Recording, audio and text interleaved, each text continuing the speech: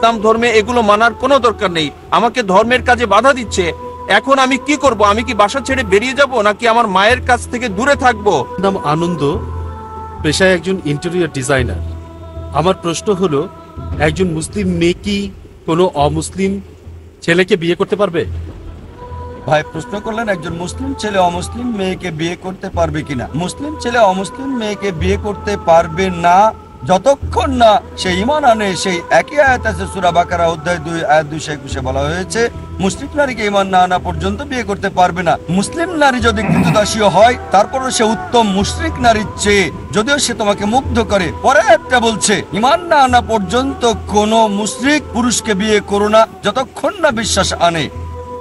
একজন মুমিন পুরুষ যদি কৃতদাসও হয়, কারো দাস, সে মুশরিক পুরুষের চেয়ে অনেক উত্তম অবিশ্বাসী পুরুষের চেয়ে, যদিও সে তোমাকে মুগ্ধ করে। সে হয়তো পৃথিবীর সবচেয়ে হ্যান্ডসাম পুরুষ, হয়তো পৃথিবীর সবচেয়ে ধনী, তবে বিশ্বাসী পুরুষ কোনো অবিশ্বাসী পুরুষের চেয়ে অনেক বেশি উত্তম। নিয়মটা মহিলাদের বেলা তো একই। কোনো মুসলিম মেয়ে অমুসলিম ছেলেকে বিয়ে করতে পারবে না যতক্ষণ না সে ঈমান আনে। যদি সে ইসলাম ধর্ম গ্রহণ করে খুব ভালো, তাহলে বিয়ে করতে পারেন। আমি গাড়ির একটা উদাহরণ দিয়েছিলাম যে 4টা চাকা একই রকম হতে হবে। একটা সাইকেলের আর একটা ট্রাক্টরের চাকা লাগালে কোনো কাজ হবে না। কারণ আপনি যদি সত্যি আপনার স্ত্রীকে ভালোবেসে থাকেন, আপনি চাইবেন যেন সে বেহেশতে যায়। মুসলিম মহিলা যদি তার স্বামীকে ভালোবাসে, সে চাইবে তার স্বামী বেহেশতে যাক। এই জীবনটা তো ক্ষণস্থায়ী। তাহলে চিন্তা করেন, কাউকে বিয়ে করলেন, আপনি জানেন আপনার স্ত্রী দোজখে যাবে, তাতে কি লাভ?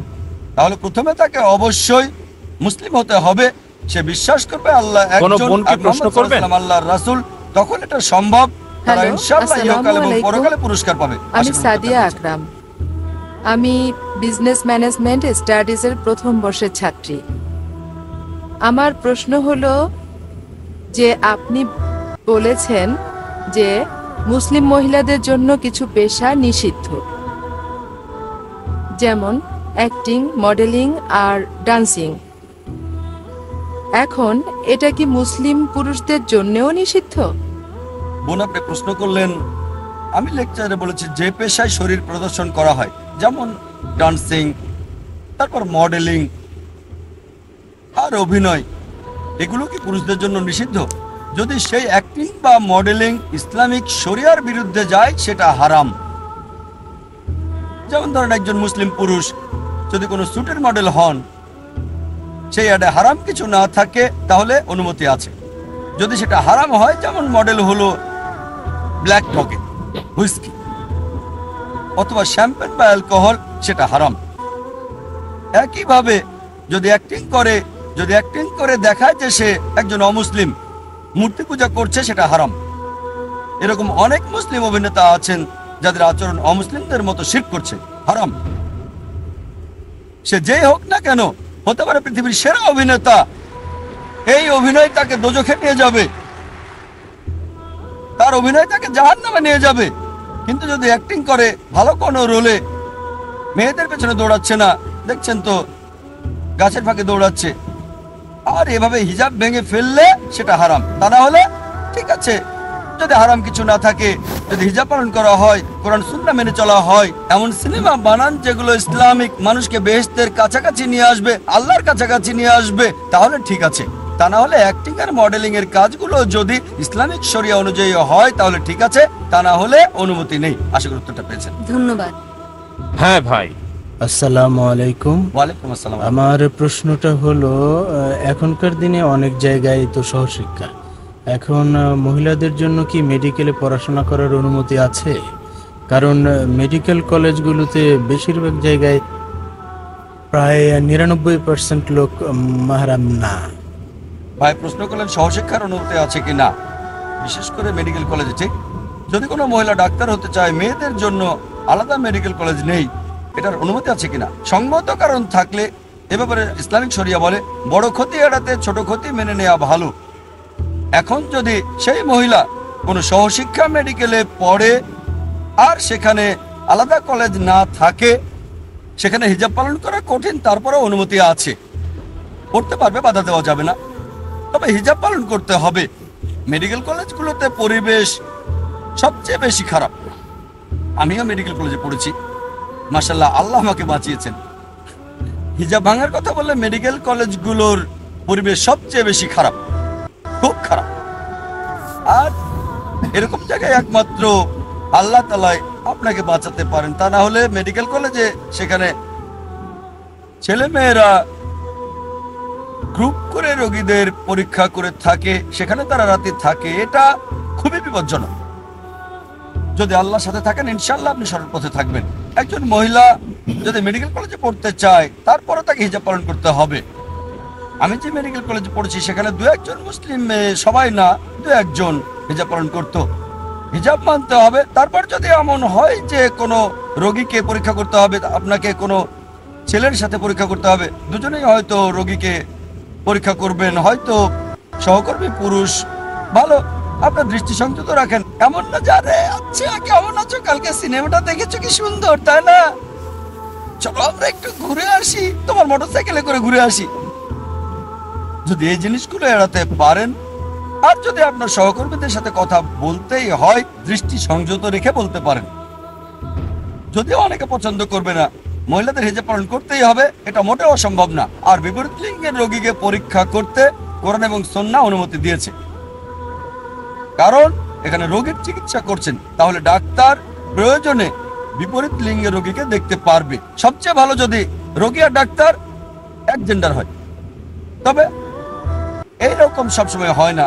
আর সেজন্য আমরা যেটা করেছি, আমাদের অর্গানাইজেশন থেকে একটা ইসলামিক হসপিটাল চালু করব, আর এই হসপিটালের নাম হবে ফ্রি মেডিকেল সেন্টার। খুব শীঘ্রই চালু করা হবে।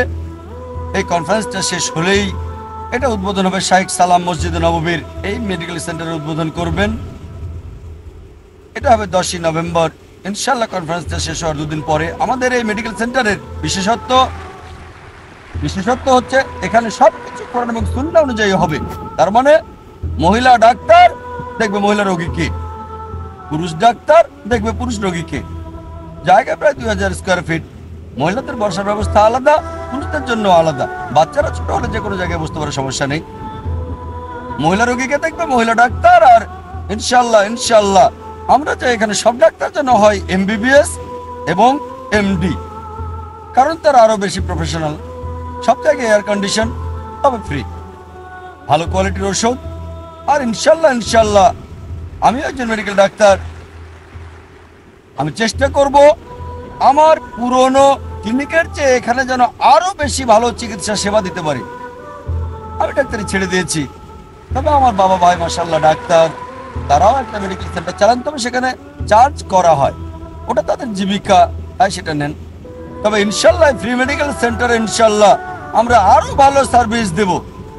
ইনশাল্লাহ আমাদের পুরনো সেন্টারের চেয়ে এখানে আরো ভালো সার্ভিস দেবো ইনশাল্লাহ। পুরো এয়ার কন্ডিশন, আলাদা ওয়েটিং রুম, স্বাস্থ্যসম্মত, তবে ফ্রি। যাদের টাকা নেই তাদের জন্য ফ্রি।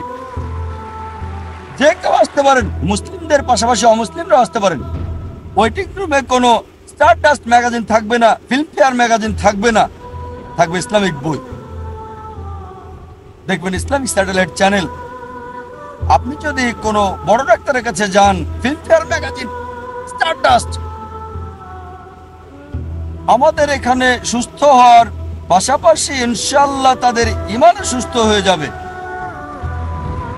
নিরাময়ের মালিক আল্লাহ। তাহলে আমি যেটা বলবো, কোনো মহিলা যদি মেডিকেল কলেজে পড়তে চায়, আলাদা কলেজে না থাকে, তাহলেও পড়তে পারবে, তবে হিজাব পালন করতে হবে। ডাক্তার হয়ে গেলে অন্যরাও হিজাব পালনে উৎসাহিত হবে। যখন সেই মুসলিমা ডাক্তার হবে তখন তাকে দেখে অনেকেই হয়তো হিজাব পালন করা শুরু করতে পারে। আশা করি উত্তরটা পেয়েছেন। এবারে অনুষ্ঠানের শেষ দুইটা প্রশ্ন, একটা এই মাইকে আরেকটা ওই মাইকে, আর ডাক্তার জাকির উত্তর দেওয়ার জন্য 5 মিনিটের মতো সময় পাবেন। হ্যাঁ ভাই, আসসালামু আলাইকুম। আমি একজন রিবার্ডেড, আমার নাম আব্দুল্লাহ শেখ। আগে আমার নাম ছিল সুশান কুমার মণ্ডল। আপনার কাছে আমার একটা প্রশ্ন আছে এই ইসলাম ধর্ম পালন সম্পর্কে। আমি পবিত্র কোরআন পড়ে জানতে পেরেছি যে পরকালে বেহেশত থাকবে, আর যদি আমি বেহেশতে যেতে চাই তাহলে কোরআন আর হাদিসের কথাগুলো মেনে চলতে হবে পুরোটাই। তারপর যখন হাদিস আর কোরআন পড়লাম তখন আমি জানতে পারলাম আমাকে সুন্নাত সবগুলি পালন করতে হবে। এখন এই সুন্নাতগুলি আমাকে একটা সমস্যায় ফেলে দিয়েছে। কারণ হলো আমার মা আমাকে বলছে দাড়ি কেটে ফেলতে, টুপি খুলে ফেলতে, সব সুন্নত বাদ দিতে। মা চায় আমি যেন হিন্দুদের মতো থাকি, আর বলে আল্লাহর কাছে মনে মনে প্রার্থনা করবে, নামাজ পড়া লাগবে না। এভাবে সব সময় আমার উপর জোরাজোরি করে যে এটা করতে হবে, ওটা করতে হবে। এখন আমি সেগুলো কি করব, নাকি আমি বাসা ছেড়ে বেরিয়ে যাব, নাকি তাদের সাথেই থাকবো? মাশাআল্লাহ ভাই, সুন্দর প্রশ্ন করেছেন। আল্লাহ আপনাকে হেদায়েত করেছেন, আপনি মুসলিম হয়েছেন, আপনি বুঝতে পেরেছেন কোরআন সুন্নাহ মেনে চললে বেহেশতে যেতে পারবেন, হাদিস পড়ার পর সুন্নাহ মেনে চলছেন, তারপর মাথায় টুপি পরেছেন, মুখে দাড়ি রেখেছেন, কিন্তু আপনার মা বলছেন দাড়ি কেটে ফেলো, টুপি খুলে ফেলো। এখন কি করা উচিত? পবিত্র কোরআনের সূরা লোকমান অধ্যায় 31 আয়াত 14-তে বলা হয়েছে, আমি মানুষকে তার পিতামাতার প্রতি সদাচরণের নির্দেশ দিয়েছি। অনেক কষ্ট করে মা সন্তানকে গর্ভে ধারণ করেন, অনেক কষ্ট করে তাকে জন্ম দেন। ঠিক এর পরে একটা বলছে সূরা লোকমান অধ্যায় 31 আয়াত 15-তে, কিন্তু তোমার পিতামাতা যদি আল্লাহ ছাড়া অন্য কারো ইবাদত করতে জোর করে, যার বিষয়ে কিছু জানো না, তাহলে তাদের কথা মানবে না, কিন্তু তাদের ভালোবাসা আর সহানুভূতি দেখাও। একই কথা আছে সূরা আনকাবুতে অধ্যায় 29 আয়াত 8-এ বলা হয়েছে, আমি মানুষকে নির্দেশ দিয়েছি পিতামাতার সহিত সদ্ব্যবহারের। কিন্তু পিতামাতা যদি এমন কিছু করার জন্য জোরাজোরি করে, যেমন আল্লাহর সাথে কাউকে শরীক করা, যার ব্যাপারে তুমি কিছুই জানো না, তাহলে তাদের মানবে না। তারপরেও তাদের ভালোবাসা দাও, সহানুভূতি দেখাও। কোরআন হাদিস পড়ে যেটা বুঝতে পারি যে বাবা মাকে ভালোবাসবেন, শ্রদ্ধা করবেন, তাদের কথা মেনে চলবেন। তবে যদি তারা এমন কিছু করতে বলে যেটা আল্লাহ এবং রাসূলের বিরুদ্ধে যায়, শুধুমাত্র এমন পরিস্থিতিতেই অমান্য করা যাবে, তারপরও তাদের সহানুভূতি ভালোবাসা দিতে হবে। যদি মা আপনাকে বলে দাড়ি কেটে ফেলো, আপনি বলবেন মা একটা কথা শোনো, আমাদের নবীজি বলেছেন, এটা আছে সহিহ বুখারীতে 7 নম্বর খণ্ড, বুক অফ ড্রেস 780 নম্বর হাদিস, যে পুত্তলিকরা যা করে তার বিপরীত কাজ করো, গোঁফ ছেটে ফেলো, দাড়ি রাখো। আমি নবীজির কথা মানছি। এই নবীজি আরো বলেছেন, মায়ের পায়ের নিচে সন্তানের বেহেশত। আমি দাড়ি কেটে ফেললে তোমার পায়ের নিচের বেহেশতে সরে যাবে মা। আমি তোমাকে ভালোবাসি, তোমাকে খুব পছন্দ করি, তোমাকে খুব শ্রদ্ধা করি। নবীজি আরো বলেছেন, পৃথিবীতে যাকে সবচেয়ে বেশি ভালোবাসা আর সহানুভূতি দেখাবে সে হলো তোমার মা। এরপর কাকে? তোমার মাকে। এরপর কাকে? তোমার মাকে। সেই মাকে যদি অমান্য করি, তাহলে শ্রদ্ধা করা বন্ধ করে দিতে হবে। মা, তোমাকে আমি ভালোবাসি, তোমাকে শ্রদ্ধা করি, তোমাকে মান্য করি, যতক্ষণ তুমি সেই লোকের বিরুদ্ধে যাবে না যিনি আমাকে বেহেশতে নিয়ে যাবেন, মানে আমাদের নবীজি। আপনার কথার উপর নির্ভর করছে। হয়তো ইসলাম গ্রহণ করার আগে আপনি মায়ের কথা মেনে চলতেন না, হয়তো তিনি বললেন একটা নীল শার্ট পরে এসো বাবা, রাখো, এগুলো আমি পছন্দ করি না মা। আর মুসলিম হয়ে বললেন, মা আমি নীল শার্টটাই পরে আসছি। আরে আমার ছেলে কি হলো?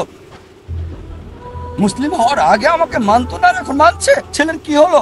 তাহলে মুসলিম হওয়ার আগে আপনার মায়ের কথা মানতেন না, যখন মুসলিম হলেন তখন মান্য করা শুরু করলেন, যতক্ষণ না আল্লাহ এবং রাসূলের বিরুদ্ধে মায়ের কথা যায়। পরিবর্তনটা বুঝতে পারবেন, তাকে ভালোবাসেন, আরো শ্রদ্ধা করেন। কারণ আপনার মা মন্দিরে যায়, শিরক করা হারাম, তবে মন্দির থেকে বের হওয়ার পর আপনার দায়িত্ব তাকে বাসায় নিয়ে যাওয়া, কারণ তাকে ভালোবাসেন, শ্রদ্ধা করেন। যদিও আপনার মা অমুসলিম, তারপরও আপনার বেহেশত রয়েছে আপনার মায়ের পায়ের নিচে। আপনার মা হয়তো বেহেশতে যেতে পারবে না, তারপরও আপনার বেহেশত রয়েছে আপনার মায়ের পায়ের নিচে। তাকে ভালোবাসেন, শ্রদ্ধা করেন, মান্য করেন, যতক্ষণ সে আল্লাহ এবং রাসূল সাল্লাল্লাহু আলাইহি সাল্লামের বিরুদ্ধে না যায়। দেখবেন তার মধ্যে পরিবর্তন এসেছে, দেখবেন আপনার মা ভালোবাসবে। হয়তো ইসলাম গ্রহণও করতে পারেন তিনি, হয়তো নবী মুহাম্মদ সাল্লাল্লাহু আলাইহি ওয়াসাল্লামের কথাগুলো মেনে চলতে পারেন। আশা করি উত্তরটা পেয়েছেন। ওয়া আখির দাওয়ানা আলহামদুলিল্লাহি রাব্বিল আলামিন। স্যার, তারপরেও অনেক সমস্যা আছে। আমার মা ইসলাম গ্রহণ করেছে, আল্লাহকে মেনে নিয়েছে, কিন্তু আল্লাহকে মানার পরও মা এরকম কাজগুলো করছে। আমাকে বোঝানোর চেষ্টা করছে যে হুজুর সাল্লাল্লাহু আলাইহি ইসলামের কথাগুলো মেনে চলার কোনো দরকার নেই, ইসলাম ধর্মে এগুলো মানার কোনো দরকার নেই, আমাকে ধর্মের কাজে বাধা দিচ্ছে। এখন আমি কি করব? আমি কি বাসা ছেড়ে বেরিয়ে যাব, নাকি আমার মায়ের কাছ থেকে দূরে থাকব? কারণ আপনি আগে বললেন যে মায়ের পায়ের নিচে সন্তানের বেহেশত থাকে। আমাদের সময় কম, অনুষ্ঠানের সময় প্রায় শেষ। এরপরও আপনি আপনার মাকে ভালোবাসেন, তাকে বলবেন, কোরআন বলছে সূরা নিসা অধ্যায় 4 আয়াত 59, তাই কোরআন বলছে নবীজিকে মেনে চলতে। এই কারণেই আমি নবীজিকে মেনে চলছি, অন্য কারো কথাই মানছি না। আর কোরআন মেনে চললে হাদিসও আপনাকে মেনে চলতে হবে। তাকে ভালোবাসেন, শ্রদ্ধা করেন। আপনাকে বাসা থেকে বের করে দিলে বাসা থেকে বেরিয়ে যান আপনি, তারপরে তাকে ভালোবাসেন। ধন্যবাদ।